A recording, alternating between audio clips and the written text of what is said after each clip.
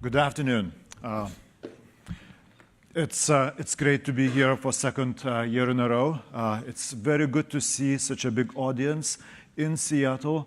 Everyone working at this problem space, doing different things at scale. Very good collection of talks and content. And so my name is Kęstutis Patijūnas. I'm an engineer with Facebook, and Amisha Jaishwal, she's also a software engineer. She will help me with our talk about Facebook's disaggregated storage for MapReduce. So we have lots of content and many things what we want to cover. I want to do a good introduction and set a context so we understand why we're doing and what. We want to explain why we're doing the separation between storage and compute. I like always talking about hardware trends and ratios, and you will see how relevant it is. We will give you a good overview at a high level, and we'll go deep in warm storage architecture. We'll tell you a story how we build it, and will be some war story, what Amisha will tell you, and we will wrap up and conclude, and we'll go to watch basketball game. Facebook gained 1.1 billion users in the last 6 years. So we had like 5 distinct eras how people experience Facebook. In the beginning, it was the desktop, when people used mobile, then was a growth in the Messenger. Later, videos became more popular, and now we have 360-degree video.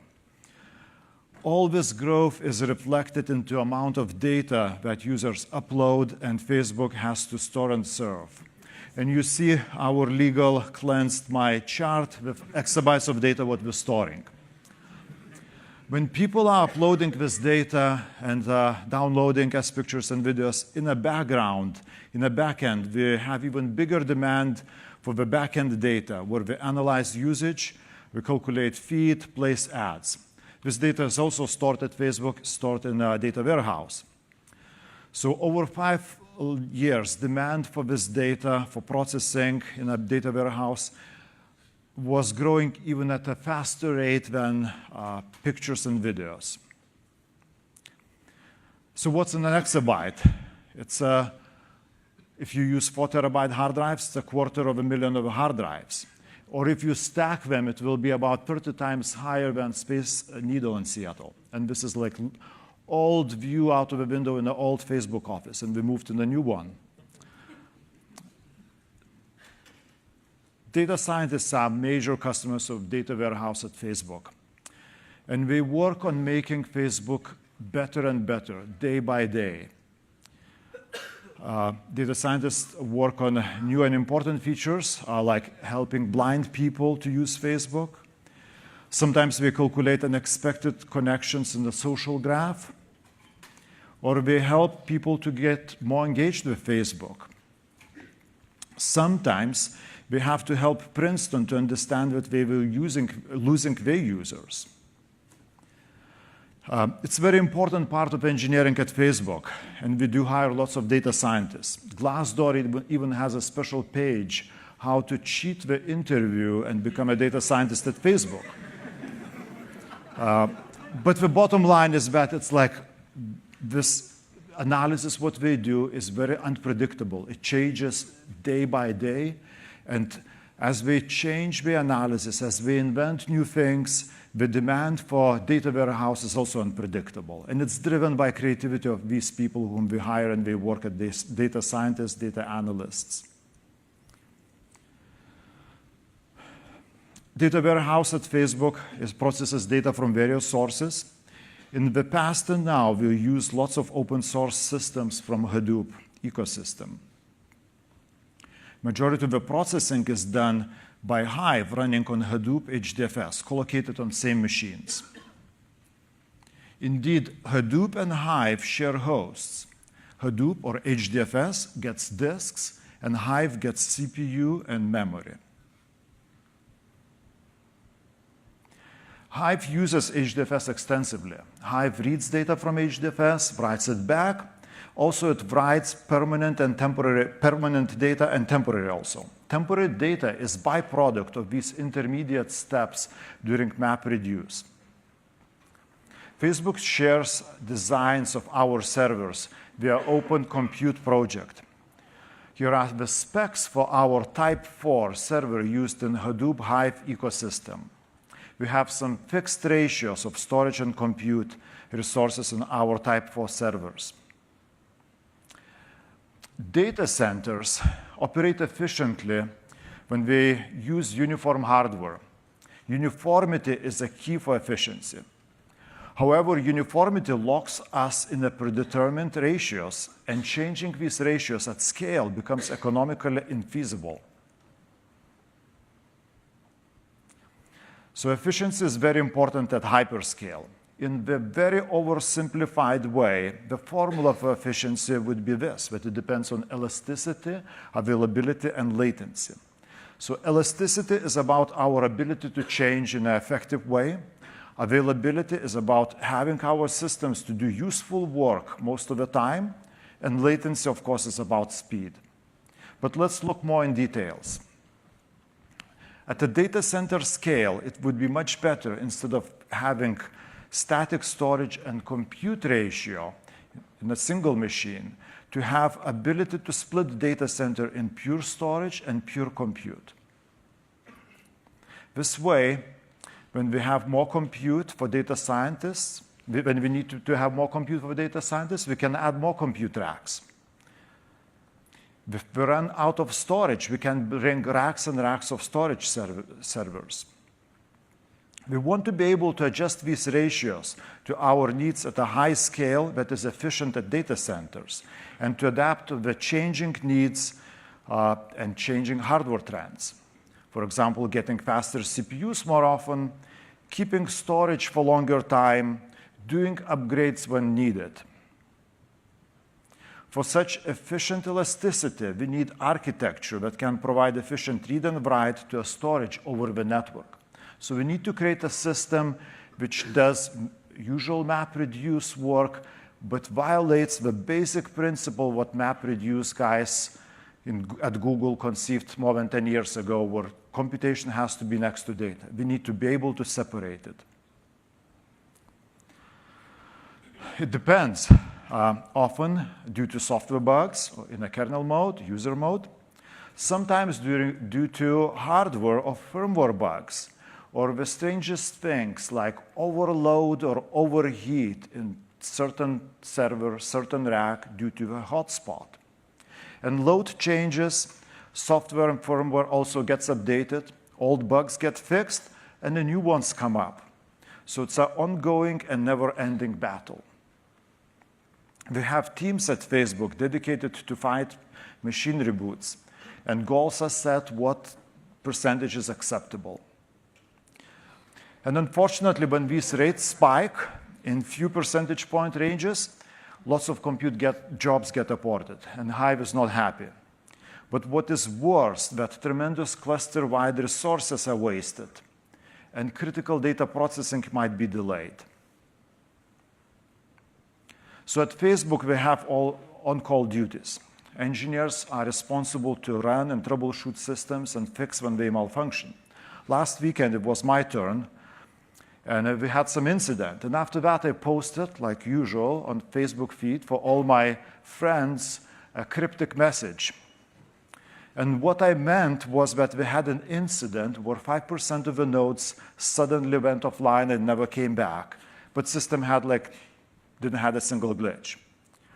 So the core, it's about the system what we created, but we're using Reed-Solomon encoding, and it's helping us with availability. So if our storage is Reed-Solomon encoded versus replication, then it becomes a probability game. Given the chances of reboots, different encodings give us different probabilities that some data will be available or not available. So in this chart, you can see that Reed-Solomon 918 encoding can tolerate reboots of 10% of the machines, and availability of the system stays very close to 100%. But if you choose some other encodings indicated by red arrows, your availability would be like way less. So we clearly need a storage system where we can get higher availability by using Reed-Solomon encoding, and we get more choices from which machines, from which disks we read or where to write data. Jeff Dean from Google had a great paper published several years ago about tail latency at scale. In his chart, he shows how probability that request will be late increases with the size of the cluster. And all of us were trying to work on these exabyte hyperscale systems. So he described many tricks, what many of us know, and we use them daily to fight this tail latency. But he didn't say that one thing, that key reason for such effect comes from very fundamental law in probabilities, central limit theorem, which states that many random events will converge to what we call normal or Gaussian distribution. The mean of the random events will converge. This is a good example of how people would be distributed by height. And we see exactly the same effect in storage. So this is a chart of disk speed distribution in a data center. And we can see that we have some slow outliers in the left. But if we can separate storage from compute, then we can choose to go and read or write data from another drive and if we encounter a slow one. So we have a choice if we have this separation. So in this example, we have a chart of latencies for reading or writing data to multiple read-Solomon encoded shards located on different drives. If we read extra shard or we don't wait for the slow one, we can avoid waiting for the outlier. So the ones what marked with green ones provide enough of data for us and we can complete it. And we don't need to wait for one marked with a red arrow. And the difference becomes very much pronounced at very high percentiles. And lastly, there is one more reason for latency. It's queuing. At the end, all our systems are producer-consumer systems with queues. And we have queuing theory, which is a good instrument to reason about it. When many requests hit the same disk, some of them have to wait longer in a queue than we expected. We know that random disk read times depend on seek on rotational latency. So typical latency is 10 milliseconds. So many of us will talk and we think that we can have a hard drive to do 100 IOPS per second. Let's look at the table from queuing theory, how disk utilization would affect queue length and the queue wait time at a certain percentile of requests. So every row is a different utilization. 0.5 is 50%, and the columns are percentiles. And every cell has a queue wait time in seconds. And it's colored by how good or how bad it is. So remember, 10 milliseconds is a seek time, and what I have in every cell, it's a queue wait time. So if we look at 50% utilization, it means that we're sending 50 requests, 50 per second to this disk. And this row shows the wait times. 50th percentile is not bad. So you only wait 14 milliseconds before you do your disk seek. But when you look at 99th percentile request will wait 9 times longer in a queue before doing that 10 millisecond seek. And this is like 1 in 100. So many of you work in these cloud companies. And whenever your capacity planning guys will ask you to have 99% utilization, you need to ask them, what do you think if your customers will be happy if 1 in 1,000 requests will be spending almost 7 seconds in a queue, which is like 700 times longer than it takes to do the disk seek. So conclusion from this is that if our storage is read-Solomon encoded, and we encounter like longer queue wait, and we are going to the storage over the network, we have more choices not to wait for that overloaded disk, and we can go to the disk with a shorter queue. So clearly we need for storage system that allows us to do separation of compute and storage over the network. So we based parts of our warm storage on the architecture and the code from the cold storage that we presented last year. We did substantial changes to optimize for lower latency and smaller files, but we had to give up on throughput. Warm storage is a Reed-Solomon encoded distributed storage system where we store data on lots of data nodes, computers with a bunch of hard drives. We do have a metadata plane where we use SQL and key value stores to keep information about directories, files, and blocks. And we have a control plane where we run services like anti-entropy scan, repairs, rebalancing, garbage collection. It's easier to understand how it works by going through a write sequence. Client starts by performing Reed-Solomon encoding on the data that it intends to persist. When it calls volume allocator service to decide which nodes to use to store this new data at a given moment. Next, it sends Reed-Solomon encoded data to these storage nodes. Once enough of quorum response is received, client stores information about file or block metadata in metadata plane. So we have a storage system where we can read and write data remotely, but in MapReduce architecture, a temporary data can constitute up to 50% of load, while using very small percentage of bytes on the disk. So the big technical question is, can we even send temporary data over the network? Is it possible? Let's look how compute and storage is connected. Here is a diagram of Open Compute Platform servers that we created and using at Facebook. Storage has really good connectivity to CPU and memory. Can this be separated and data moved over the network? Are networks that fast? It's always interesting to look at the evolution of hard drives. This is my 26-year-old hard drive made by Seagate.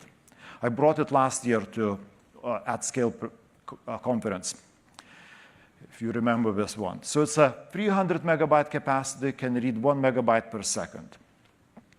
If we look at the evolution of the hard drives, we can see that they got bigger in capacity, but they topped out of the sequential read-write speed, only 100 megabytes per second. Random reads are even worse, maybe like a half megabyte per second. Broadcom published this great chart about evolution of Ethernet. So you could see how it went from 3 megabits to 100 gigabits. So if you overlay this data, if you compare hard drive and network speeds, you get the following chart. Ethernet is about 400 to 800 times faster than disk in the last 5 or 10 years. So if we connect compute and storage over the fast network and you have a good network topology like Facebook does, Fabric Network, some people call it CLOS or FAT3 networks, you could get now enough of bandwidth to separate data from compute and move all the data over the network. And now let's go a few layers deeper into TempFS and the SAG. Amisha is one of our engineers who worked on TempFS, and she will tell us more about how we changed warm storage, how we created MapReduce systems, which enabled to do reads and writes across the network, and all compute could run on a machine which has like literally no hard drive attached. Thanks, KP. Hi all, I'm Amisha, software developer at Facebook. Before going deep into TempFS, let's take a step back and look into collocated MapReduce. This slide here shows collocated MapReduce, where Corona MapReduce workers, they share the machine with SDFS data node. Corona is Facebook implementation of MapReduce. It is built over Apache Hadoop MapReduce with changes in scheduling framework. Mapper reads input data from local and remote drive via SDFS data node, and then writes the applies mapper function, and then writes output to local drives. Next, in the reduce step, reducers go over the network and read those temporary files and write the data back to local and remote drives via SDFS data node. As you can see here, all the operations are remote except the temporary data that is being written by mapper. So in disaggregated MapReduce, we segregated compute and data plane. In compute plane, Corona MapReduce workers are running on machines that only have boot drive. There is no hard drive to store data to. So when mappers write temporary data or reducers read temporary data, they go over the network to storage nodes that are implementing TempFS. To support TempFS, we made some changes in warm storage architecture. Let's look at those changes. In metadata plane, for temporary data, we didn't need any complex directory operation. So we support flat file structure for temporary data. And we don't have any directory metadata layer. In warm storage, file metadata is sharded by directory ID. However, in TempFS, we sharded by job and task attempt ID to make open and create operations faster. In control plane, temporary data has very short lifespan. After job is completed, we can delete the data. So we don't have anti-entropy and quorum repair services. And we added retention garbage collector to delete the files after they get expired. As KP talked about, for permanent data, we are using RS-918 encoding. However, for temporary data, we don't need that much availability and durability, because it's in collocated case, it's replica 1. So we are using replica 2. However, we are experimenting between different encodings to see which trade-offs are best for us. Let's take a look at write sequence in TempFS. Put block workflow for temp data is similar to permanent data. However, there are two differences. First is encoding that I just talked about. Second is we are not flushing metadata in per put block call because of two reasons. First is temp data gets read only after it's completely written, and there is only one worker that is writing to the file. So we took advantage of these two characteristics, and we are flushing metadata at the end after all blocks are written, thus reducing metadata IOPS and reducing latency. So only when file is created and all blocks are written, we flush metadata with file and block info. Let's take a look at I/O model of SDFS and warm storage. In SDFS, we have a thread pool that interacts with all the disks. So SDFS has no control over threads performing read and write. We often see around 8K threads performing file system operation at the same time. It doesn't work that well. So we have around 100 IOPS per disk, which is good. However, the amount of data retrieved per disk is not that good, because we are thrashing the disk, seeking back and forth, and doing small read and write. So in warm storage, we have a priority queue per disk.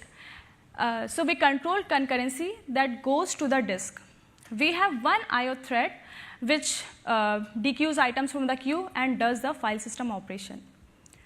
And we assume that on an average, a request takes 10 to 50 milliseconds, and after that, I/O thread will go and pick the next item from the queue. Let's look at one interesting issue that we incurred in pre-prod. TempFS workload is generally busty and spiky. That resulted in one of the scenario that we didn't see in warm storage. So the issue was we were seeing I/O full errors from storage service, so we started debugging. However, there is no debugger for distributed services. We can't just put a breakpoint, step through, and freeze thousands of machines. So to some scale, we still do 70s style debugging, but only that it is at exabyte scale now. And the most important tools are not GDB, but they are still cut, sort, and grep, etc. So here I'm trying to find out the top disk getting I/O full errors. And I centered my investigation around the top disk. Then I'm wondering whether it is sometimes or always. So I did per second bucketization, and I found that it's all over the place. Then I picked 1 second for deeper investigation, and then I used even more powerful tool, awk. Here I'm trying to find out for how many milliseconds the I/O thread was idle in that second. It came out to be 495 milliseconds. So things are looking strange. I/O queue is full. It's rejecting request. However, our I/O thread is idle for almost half of the time, What is it doing? Why is it not draining the queue? Why is it not keeping the disk busy? So many questions. Then we dig deeper into the log, and then we found 2 log lines where IO thread had just finished processing one work item and then picked the next. And we found gap of 26 milliseconds. Why would it take 26 milliseconds to take item from a full queue? Then I'm trying to find out whether it rejected any request because of queue being full in those 26 milliseconds. It did. Actually, it rejected 79 requests. Let's go back to our IO model. Here our IO thread is not getting chance to grab single work item because it is fighting for the same lock with 79 other service threads that are attempting to insert into the queue. So the fix is simple. Have double lock. Don't let service threads manipulate the queue lock and give our IO thread 50% chance to grab the item. We pushed our first DSAC cluster to production last month. This chart here shows number of Hive queries that are running in the DSAC cluster. So it's already serving many Hive queries. Here I'm showing the temporary and permanent data that is being written to the DSAC cluster. As you can see, red is for temporary data. As you can see, temporary data workload is very spiky. Here I'm showing the Hive query duration in DSAG versus non-DSAG cluster. Red is for DSAG, and y-axis is in log scale. As you can see, most of the queries are performing better in DSAG. And CPU utilization, CPU time is also similar in both the cases. So things are looking good in DSAG. We were a little worried initially that all the hardware infrastructure improvements that we are banking on might not add up, and we might see some performance hit. However, everything went smooth. We have many bigger clusters that are lined up for DSAG migration, and we are committed to migrate all of our Facebook MapReduce jobs to DSAG mode. Currently, we are using Thrift protocol for sending data across. However, Thrift is not optimized for bulk data transfer. So we are working on a streaming protocol to optimize this. And we are working on optimizing Corona for DSAG as well. As we say in Facebook, we are 1% finished. So we have a lot of work left on optimization side. I'll let KP conclude. Thank you, Amisha. Thank you. Thanks, Amisha. And I want to use this opportunity also to say, look, this system like this cannot be built just by me and or. Were like many more people working on this. Majority of the engineering was done in Facebook Seattle office, and some help came from Menlo Park office. We have lots of members of our team in the audience. I just wanted them to raise hands or stand up so that when you guys go to happy hour, you could ask questions. So thank you, everyone.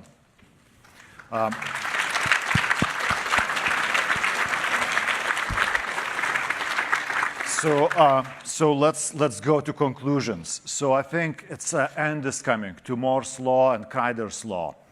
Look, nobody has 9 nanometer Intel CPU. Nobody has 5 gigahertz CPU.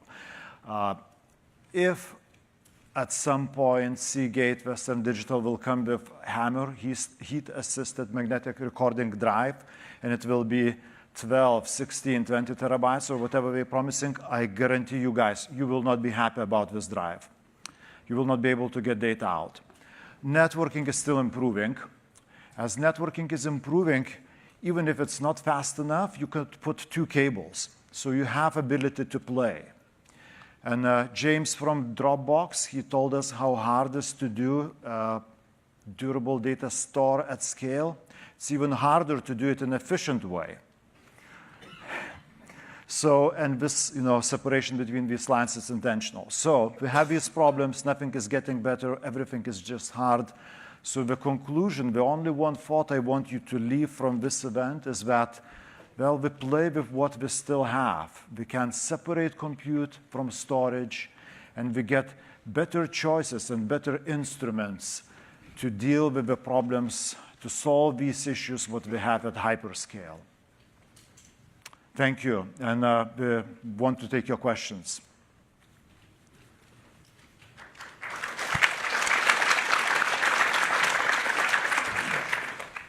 So it's clear that scalability-wise, the system is quite good. Can you share information about cost aspect of this? If you separate the compute and storage, how much does it cost on top of if you're aggregated? Okay, I can do a typical trick where I turn to my manager and I say, can we share this cost numbers? And he says, no. So that... The question really is not actual absolute numbers, but the question really is this cheaper, more or less? Like, is it more efficient? I think you're making the argument that it's more efficient. Why are you making So here is like a real reason why we're doing this.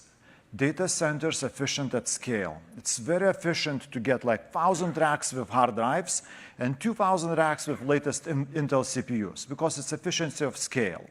Now, if you got that ratio wrong, you can build or bring more of these racks. If you did fix that ratio in a computer, then it becomes very hard. Then something will be unused, either hard drives or your CPU.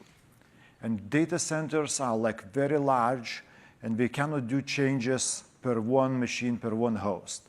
They can be operated effectively and efficiently only at large scales of uniform hardware. So unfortunately, I cannot put like a dollar sign on like what we're gaining from this efficiency, but we believe that we're gaining out of this one. Well, can you put a percentage sign? I don't know that I can put a good percentage what I would be feeling, good to communicate in this audience, or I would feel that it's precise one. I'm going to save you from that question, unless you want to throw out a number, but I don't think you probably don't want to throw out a number. So if you look at these trends in thinking about data centers, right, you have the old days where it was all independent. Storage was different, and database was different, and hard drives were different, and networks are very hierarchical. And then you had this trend towards, hey, everything should be flat, and Google advocating for the Borg-style model and flat networks and just generic compute nodes with a few disks in them, and everything's amortized over, right? And now you're seeing a swing back to, hey, you know what? We can actually save a lot of money by having dedicated hardware. Where's the natural extension that you see in terms of, is it just storage versus everything else? Or is it we moving more towards a world where there's a lot of fine-grained kind of profiles for different workloads? HDFS class, memcache class, compute class, bulk storage, etc. I don't think this separation will work for each of the classes of the resources.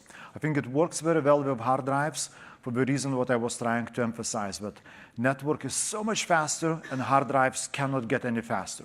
If you will try to separate and go over the network to flash, you will introduce a latency and your flash will become slow flash. If you will go over the network to memory, it will be even worse. So the ratios have to work out for you. So that's one thing. Yeah, and I guess I'm not referring specifically to segregation, but more just the acknowledgement that these are very different types of workloads and we should have very different types of hardware and network architecture to support them. Ramsey was having lunch with me today, and we were talking of like how evolution of silicon is slowing down. So I think as it's slowing down, the only game what we have left, it's like to specialize. So we specialize and we create these memcached, like pools. We create storage pools. So I do agree with you that now as we're trying to extract of maximum efficiency possible, specialization is like good instrument. So I would see that, absolutely. Actually, picking up on that, could you have used actually flash as your temporary storage, and then would your models actually change? Because now it's completely different on HDDs, so what if I change it to flash? I probably could not, because I would burn out that flash by, in 2 or 3 months. So you're saying that your wear cycles would just completely Endurance, wear that out? yeah, endurance, yes. Yeah, I think probably, I don't know. So, but that's an interesting thing to see what happens as NVRAMs become, so. Absolutely, yeah. We're definitely looking forward when Intel's NVRAM prices will be comparable to flash. Yeah. Okay, thanks. Yep. Thank you. Hi. So Actually, somebody already asked a question about cost. So I was assuming that the storage nodes are relatively cheaper with lower grade processor compared to the compute nodes. So my question is that when you say network drives will be equally performing as opposed to a local drive, but what I was guessing is that do you reduce the number of copies that you're going to make? Because depending on the protocol you choose, you're going to have multiple copies you have to do, and you have to, whether you encountered those problems when you design. Very, very good question. So typically with Rick, what people did like 10 years, 15 years ago for durability and availability, 3 copies. With compute becoming cheaper, now instead of doing 3 copies, I could do Reed-Solomon. So it's more compute intensive, but I'm storing maybe only equivalent of 2 copies on these drives. So as drives are getting a little bit cheaper, but not too much, I can still store more logical data, and I can store with smaller factor of replication by using more compute and more network. Because Reed-Solomon, usually you encode in a way that you use less bytes or you use more network. So it only became possible to use Reed-Solomon encoding in the last 5 years once CPUs got faster and networks got cheaper. It's a balance: compute, storage, availability. So my question was that for every request, the data is small enough that there is no overhead in terms of copying between user space to system space and getting it back from the network and potentially taking to do the space again. And there is a little bit of We're very lucky that systems of what we are building, they have such ratios that these costs work favorably for us. Okay, one last question. Do you do compression, encryption? How does that factor into your ratios? Do you use any accelerators? No, we're not doing any accelerator-based compression or encryption. Compression usually is done at the application layer. In a talk about Presto, Jay Tang told about compression. That's a compression what we usually do. Encryption is done on photos and videos. Right, thank you, Kęstutis and Amisha.